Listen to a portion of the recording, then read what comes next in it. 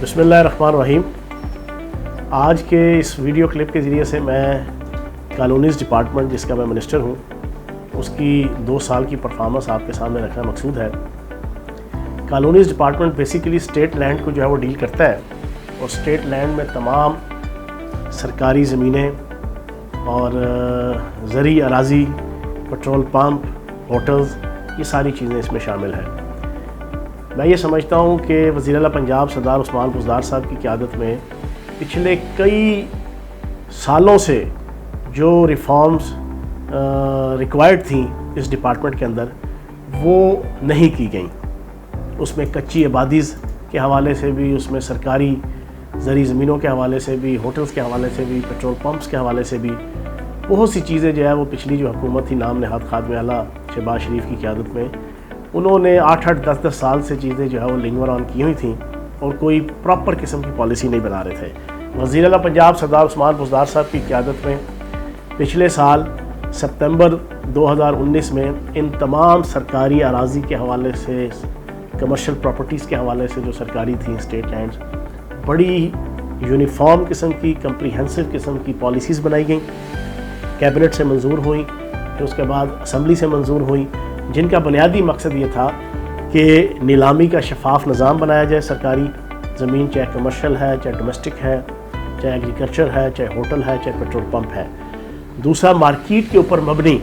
कीमत और किराए का तयन किया जा सके। तीसरा, जितने आर्जी काश्तकार हैं कि जो हज़ारों की तादाद में, लाखों की तादाद में पूरे पंजाब में मौजूद हैं, छोटे किसान हैं, उनको जो मलकियती हकूक़ देने हैं, उन हकूक़ के हवाले से किसी किस्म की कोई करप्शन ना हो, माल फंक्शनिंग ना हो, बैड प्रैक्टिसिंग ना हो, और एक यूनिफॉर्म किस्म की पॉलिसी हो,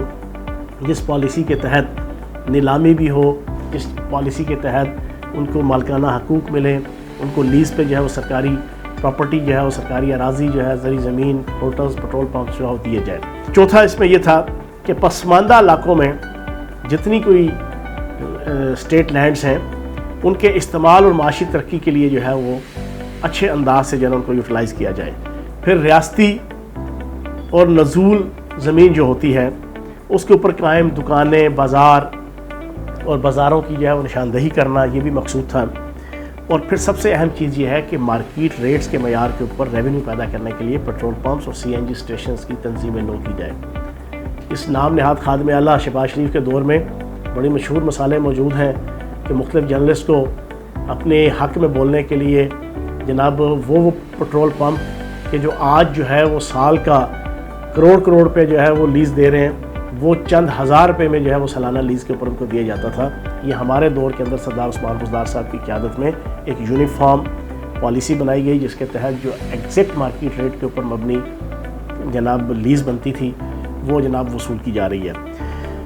सबसे इम्पॉर्टेंट चीज़ ये है कि 2019-20 के अंदर हमारे कॉलोनीज़ डिपार्टमेंट के तहत 2,05,52,00,000 रुपए की आमदन हुई है। 2018-19 के अंदर यह आमदन 1 अरब रुपए की थी, और अब जो हमने टारगेट रखा है वो 2020-21 का वो 20 अरब रुपए का जो है वो टारगेट है।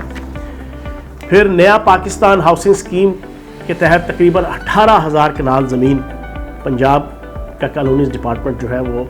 पंजाब हुकूमत और वफाकी हुकूमत की कोलैबोरेशन से ये जो प्रोजेक्ट हो रहा है, इसमें जनाब मुख्तलिफ़ किस्म की ज़मीन जो है ना वो प्रोवाइड कर रहा है।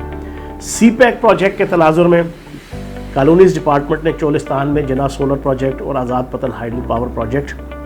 जैसे शमसी और हाइडल पावर प्रोजेक्ट्स के लिए ज़मीन की फराहमी की, जिससे किसी वजह से माशी तरक्की और ख़ुसूसन तवानाई के शोबे में जो है वो अहम किरदार अदा होगा। कॉलोनीज़ डिपार्टमेंट ने पिछले 2 सालों में मुजफ्फरगढ़, साहिवाल और फैसलाबाद में सनती जोन के क़याम के लिए, तरक्याती मुख्तलिफ मनसूबों के लिए, और CPEC के तहत इकनॉमिक जोन्स के क़याम के लिए, और मुख्तलिफ जितने प्रोजेक्ट्स हैं सरकारी, उसके लिए बग़ैर किसी लेग लपाट के, बग़ैर जो है वो रेड टेपिज़म के और चीज़ों को डिले करने के, प्रोसेस को डिले करने के, बड़ा एफिशिएंटली और इफ़ेक्टिवली सरकारी ज़मीन की, सरकारी अराज़ी जो है वो सरकारी प्रोजेक्ट्स के लिए जो अल्टीमेटली रियासत के और आवाम के और माशरे की बेहतरी के लिए इस्तेमाल हुई, वो हमने जो है फराहम की है। ये हमारी, और फिर महकमा, हमारी जो महकमा कॉलोनीज़ के तहत एक कच्ची आबादी भी एक जनाब शोबा है, اس کچی آبادی کے حوالے سے کوئی پراپر قسم کی